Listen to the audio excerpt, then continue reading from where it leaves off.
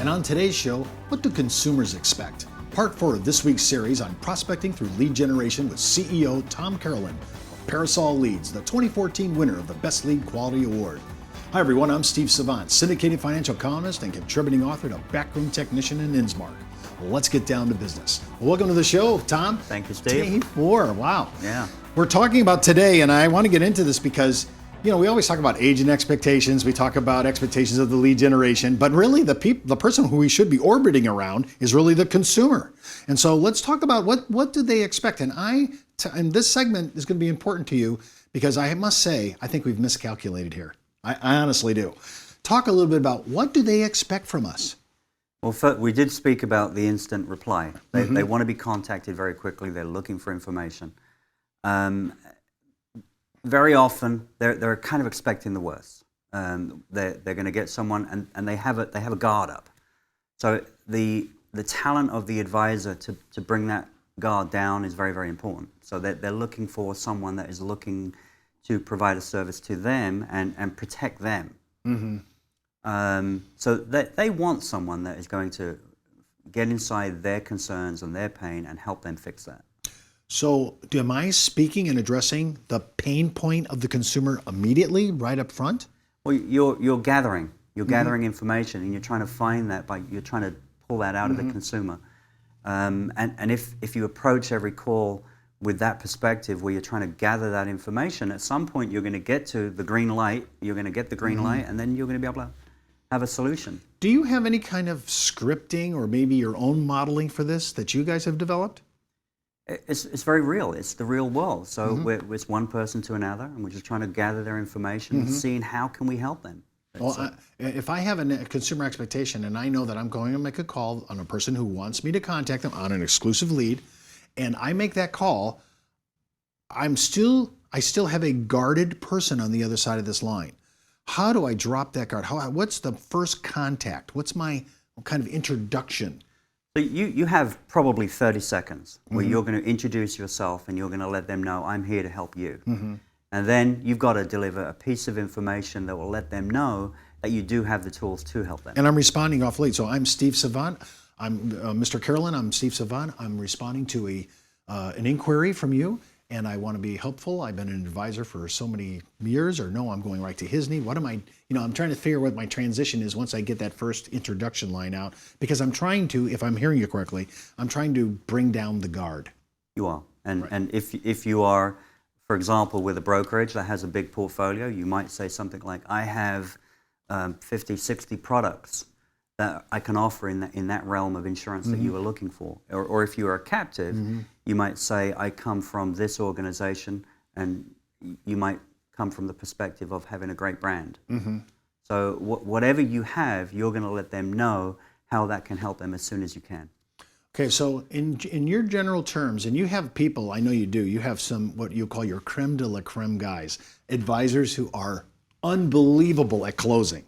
Conversion rates are huge. Yeah. In fact, actually, we should probably do a show sometime, Tom, where we talk about the best of the best guys who use leads and are not sitting at the 20 and 30% conversion rate. These guys are a lot higher than that. And what is their art form? Their communication skill set, because it is really high conversion rate. Very high, yeah. So, I mean, they're the guys that are in the 30 to 40%. If I have you back, can we talk about that? We could do that, yeah. Yeah, we want to do that. I think that would be a huge deal. How do these guys do it? What separates them? And that's actually going to be our second segment, so I don't want to get too far into that. But when I'm looking at really, am I selling or am I educating on this call? Oh, you're educating. Okay, so this is another mistake I see us making, where I'm out there, I'm ready to do my pitch, I got my clothes ready, I'm already working, I'm already spending the money on the commission, I'm trying to say, we're educating. What is that? What's the difference between selling the guy in the first contact and then educating that person? If you approach it from an educational point of view, where you are consulting and you're trying to get to the pain of that person and you want to help them, the sales will come. If you approach it from the sale perspective, you're going to raise the barrier with that consumer even higher, and they're going to push you away. I'm trying to see, most of our people are salespeople. Most of our people have skill sets to bring up certain items that will really help move the sale along. But on a call like this is our first contact, how do I change from my traditional sales persona into this, I'm now an educator. And I'm talking, by the way, in consumer language, not in my industrial language.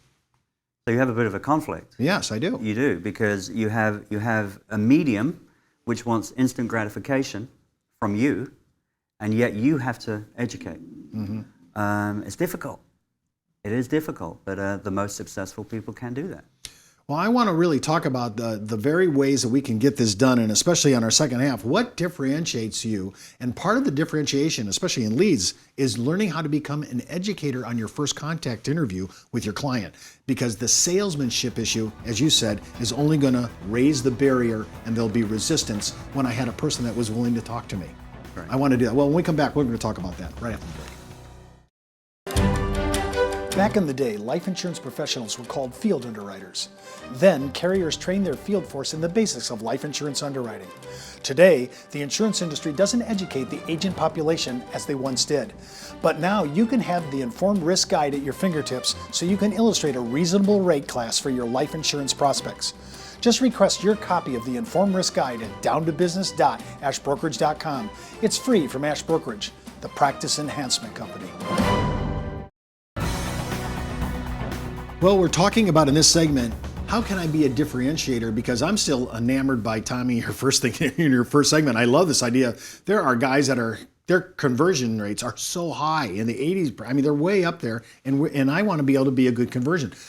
One of the differentiators is, we just talked about one of them, education. I'm now an educator, not a salesman. I'm trying to educate. I'm trying to discover the pain point. But then I also noticed, I alluded to something that you picked up on the break.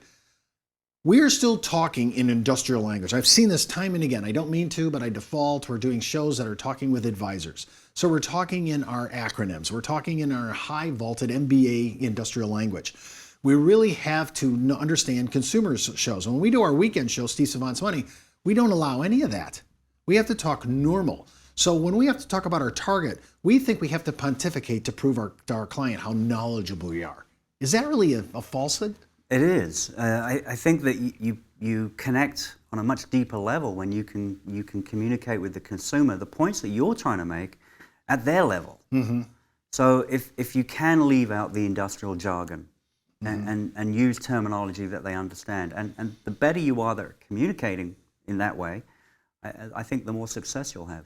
I've also noticed that the Google rankings, if you talk normal consumerese, that the first 2 pages of Google could be a huge education for you to find out, how am I supposed to engage and talk to people?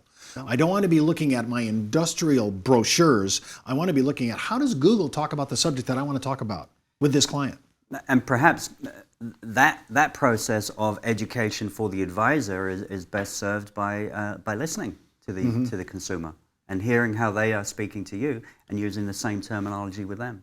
I noticed in yesterday's show, you alluded to this fact that sometimes we get a lead, and really that lead isn't really for our area, but we need to have, as part of our success in using leads, we have to have an outsourcing possibility. So, that's not my wheelhouse. I really don't do long-term care like that.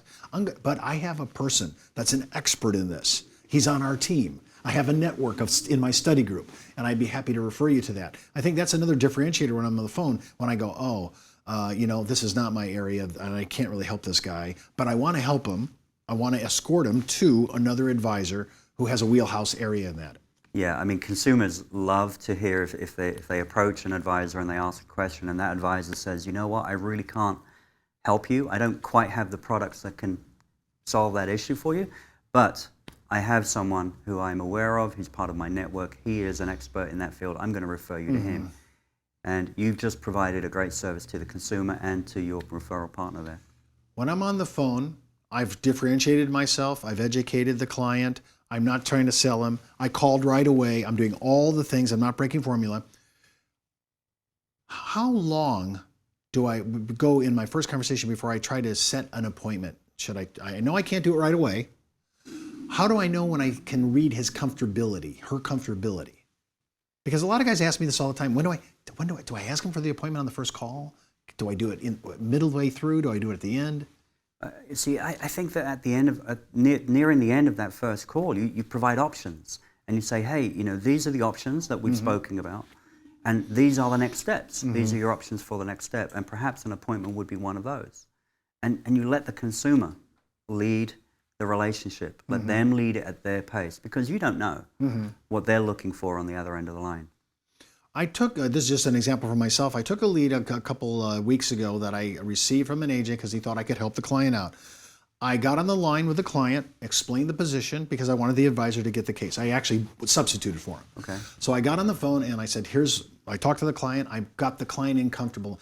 They said to me, Steve, do you have anything that I can look at that would actually show it to me in a pictorial sense? And I said, actually, I do. I have a graph. And again, a little side note to one of our sponsors, Backroom Technician. I took one of the graphs off. I just sent it to their email. They responded by saying, wow, that was great. And so that contact, which was actually subbed out to me because of my areas of expertise, I responded and I wanted to have some pictorial or something. And I think one of the things is when I'm responding to a client, I have their email. I have their phone number. I have a contact information. And I want to send them something that I know that will satisfy them day one, so that when I call back, maybe I'm calling back for the second one to set the appointment after they read this doc or whatever I'm sending them. I think it's really critical for us to have this arsenal ready to go at any time so that we can say, I can respond to that. I have a graph on that. I have a little document on that. I think that to me is powerful. Have you seen that in your practice and some of your lead generation? Yeah, I mean, top producers, they're going to be ready to go, that their business, their office is ready, so that when those inquiries come in, they're not fumbling trying to figure out what am I going to send this person. They already know. Everything is ready, and it's a matter of clicking a button and that information goes. I'm going to share this with you because, and I know this is hard to believe because you've seen me on the air so long, but I had trouble role-playing when I first came into the business. I know this sounds difficult, but I had to practice and get in front of a mirror and how am I going to respond the first time, because I wasn't really great at it. And I had to practice and use words that had nothing to do with my industry to give basic communication to the client so they'd get it on the first pass. And by the way, that is the art of some of the biggest closers in lead generation. They actually have communication skills that can the client actually understands it the first time through. Sure. See, to me, that's huge. You say, Steve, how do we do that? I think Tom and I might do a whole workshop on just that issue, which is here's how to talk to a consumer without sounding like you just came from an industrial park. That's all the time we have today for our show. Remember, before moving forward with any of the ideas you hear on our show, always consult your tax advisor, legal counsel, or broker-dealer compliance officer. You missed a show? No problem. Go out and view any of our past episodes at downtobusiness.ashbrokerage.com. And remember, you could be wiser as an Ash Brokerage advisor. I'm Steve Savant. We'll see you tomorrow.